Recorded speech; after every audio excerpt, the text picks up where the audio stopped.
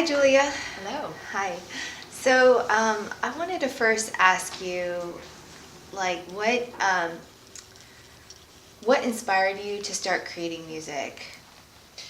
Um, I honestly just always did it. It was actually coming back to it full time that was more of an inspiration. Like I just, it was one of those things where I loved hearing about people, why they tick and or what makes them tick and how they heal through things and how they express. And so for me, I would love to connect to people on those levels and then turn it into songs.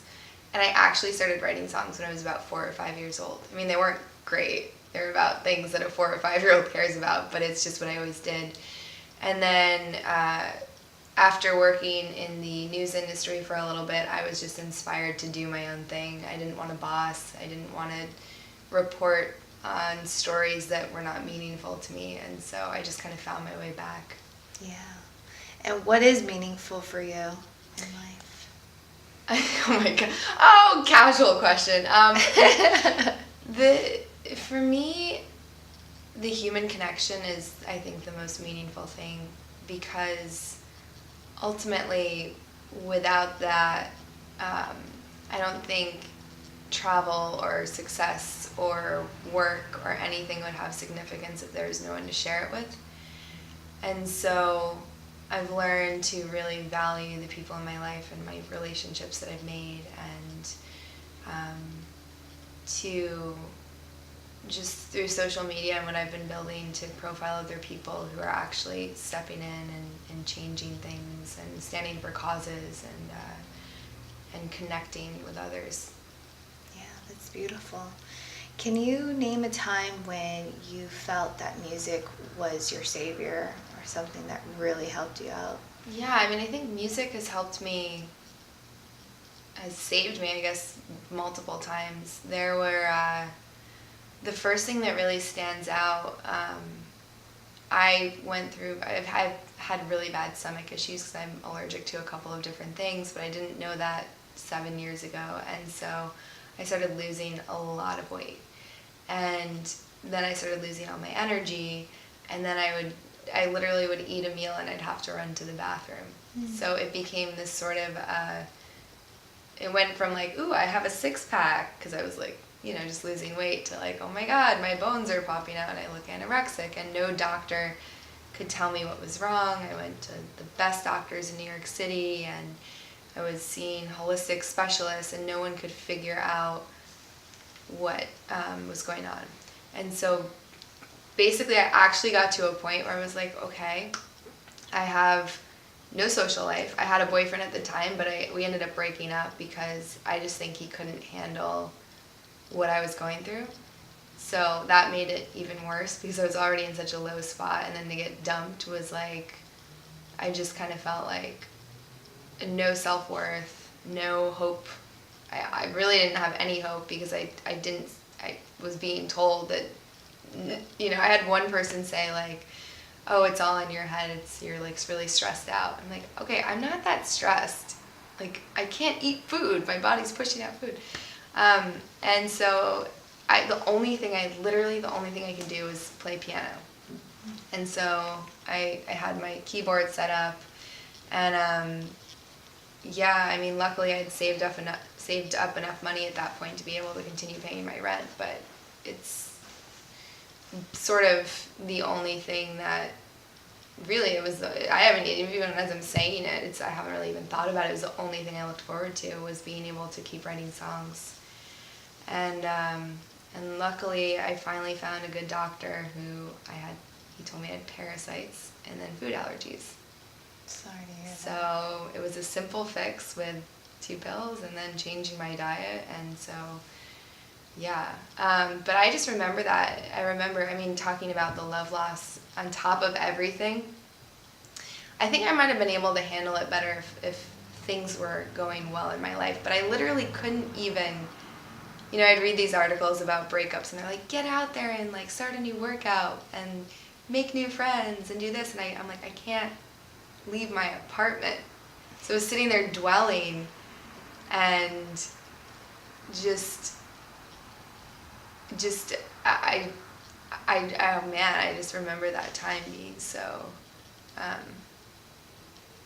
just like what, like I was like, okay, if I die right now, I'd be okay with that, which is such a weird thing to think now, here in California, happy, making music as my full-time living. It's just crazy if I had stopped. Yeah, and I'm so glad you didn't, and you kept pushing forward. Yeah. What's a song that really represents kind of like your breaking through the darkness, the pain? Yeah. I mean, I have a song called "Letting You Go," which is about that. It was written in that time, which is actually my most played song on Spotify, and the most sales come from that song, ironically enough, because, I mean, it's not ironic, it was like written from like a purely raw place. But getting that out and then getting excited when I would play it for people and they're like, this is a good song, that started to get me excited. And when I could, when I started feeling better and I could perform that live and seeing people react to it, was just like, I would actually get excited if people would cry when I played that song, and the only way I can explain that is it just meant that I was able to do the thing that I think most artists go through their whole life wanting to do, and that's to touch people in some way, and to give them a song or a painting or a TV show or a film that just resonates with people. And so that was the first time that I had written a song that did that. Was before that it was very Taylor Swifty and fun, and like, which she's great, but yeah, so that song kind of ended up turning things really around.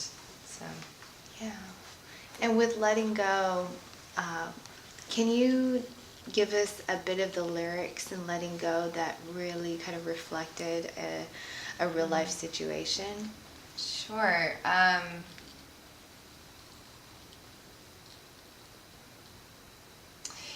Yeah, so the beginning is, I'm not looking for love tonight. I'm looking for someone who can take you off my mind. So give me Jack and Coke and someone I don't know, because I need to numb everything inside.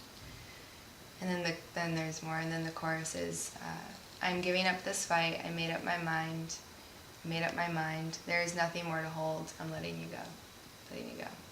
So, just to be very clear, the fight I was giving up was holding on to that relationship, and what that signified to me. I think that was during that time, it was the only stability and the only source of happiness. So to have that removed and then have to go and like let that go, it actually, while it was very painful, it freed me to start filling those voids that the relationship kind of covered. And so, yeah, and then from there the songs started to change a bit more into positive, and I still love writing love songs. I mean, that's my favorite, but the tone has changed a little bit. Yeah. Since.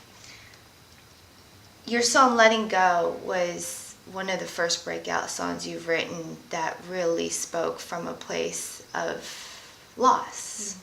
Mm-hmm. And in that experience of like putting it out on paper, putting it out in music and writing, what was the emotional process like for you?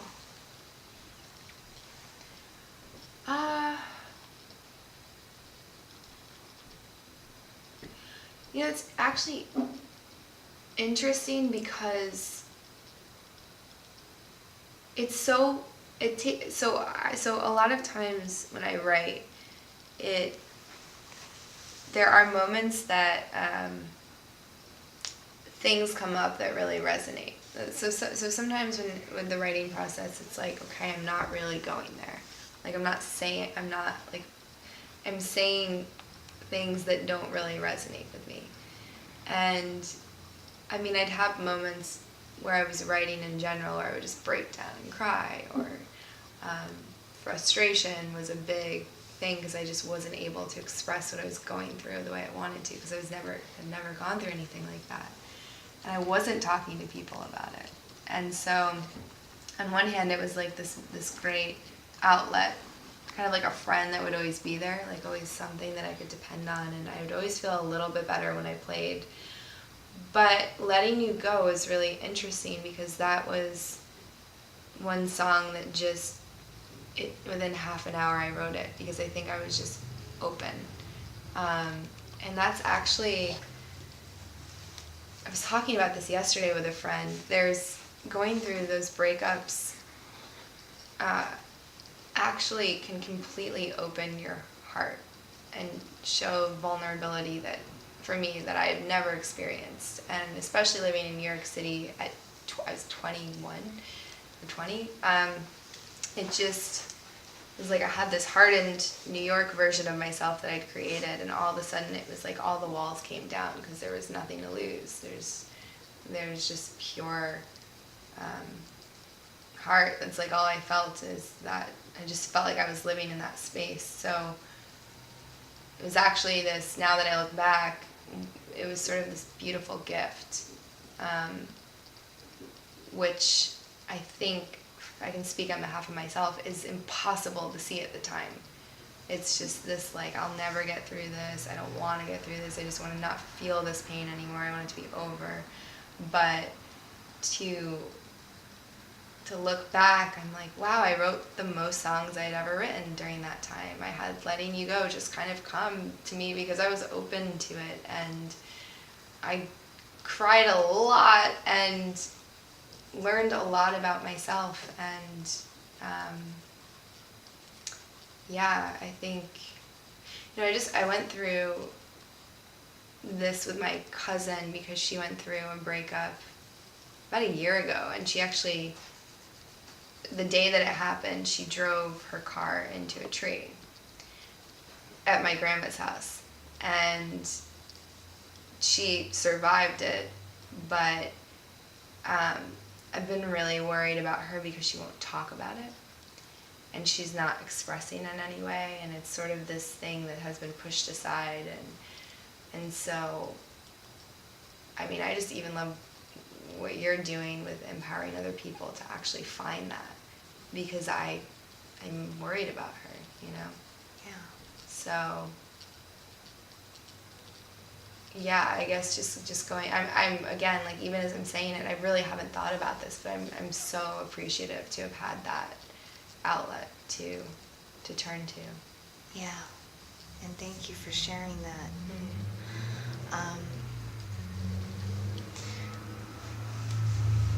Your song that I heard personally that day, it gave me tingles. It was Painkiller. Is that a recent song that you've written? Yeah, so Painkiller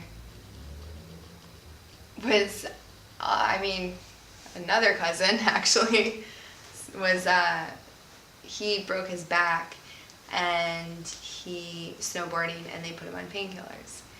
And then he got addicted, as I think it's something crazy, like 50% of people get addicted, which is like, why do we keep giving them to people? And then so from there he started doing heroin. And so he has just sort of detached from reality. He's very numb even when he's not. He's not doing heroin anymore that we know of. It's kind of hard to tell with those kind of addictions. And so when I started thinking about it, it was like I felt all of this empathy for him at first, and then I felt frustration that he wasn't open to help or open to anything that the family said. And then I realized that it's really not that far from, I have things that I use as painkillers, and everyone does. And so that kind of inspired the song. And the first line is, "Don't tell me to quit because I don't have a problem." But it's like, that's, I think, just, I don't know, for me, I've had things in my life where I'm like, that's not an issue, I'm fine, like, what do you mean? So, and for me, like I talked about that night, for a while it was like my numbing thing was just having very meaningless relationships, flings, men, just like in and out of my life, and just sort of like these really crazy, like fighting and emotionally abusive things, and just like this addiction to it. And then when I'd find someone who's really sweet and loving and would treat me right, I'd just be like, yeah, you know. So I had to realize that about myself and be like, is this really a pattern I want to do repeat my whole life, or do I want to say,